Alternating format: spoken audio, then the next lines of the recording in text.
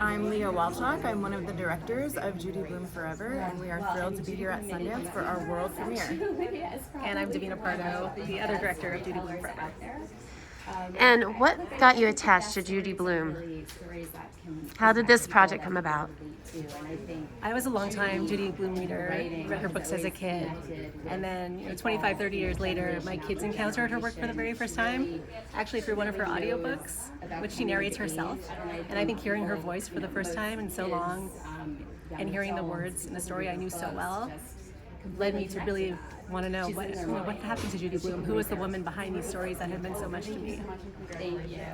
And how did the two of you get together to collaborate on this project?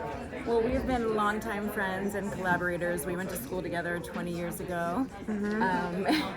When Davina asked me to work on this film with her, I said, "Are you sure?" Because unlike most women of my generation, I am not a super fan. I did not read Judy Blume growing up. I grew up in the South in a town where Judy Blume's books were seen as taboo. And I think I internalized a lot of the shame surrounding puberty and periods, and I was a late bloomer, hesitant to go there in Judy's books. And I got to know Judy first as a human before her books, and I fell in love with her, and then absolutely fell in love with her books. That's interesting. So internally, originally you weren't, gung-ho on it, and then as you got to know her.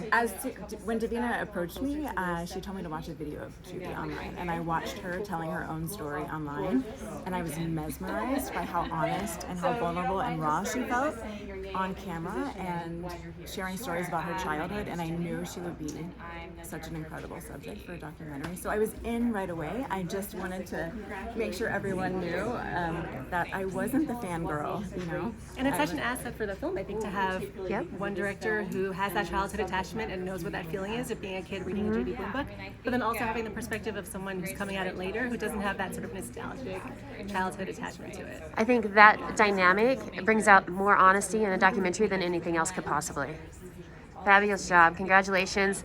My last question is just, what was it like to get in touch with Judy Blume? Did you just decide, to reach out to her people? It's nerve-wracking and exciting, and I worked very hard on the email. That very first email was so important, and there were many, many drafts of it, but it was a process. It was a process to convince her this was the right time to do it. And how long did it take you to make this documentary? About 3 years. Okay. Thank you so much. Congrats. Can't wait to watch. Thank you. All right. Bye. Thanks.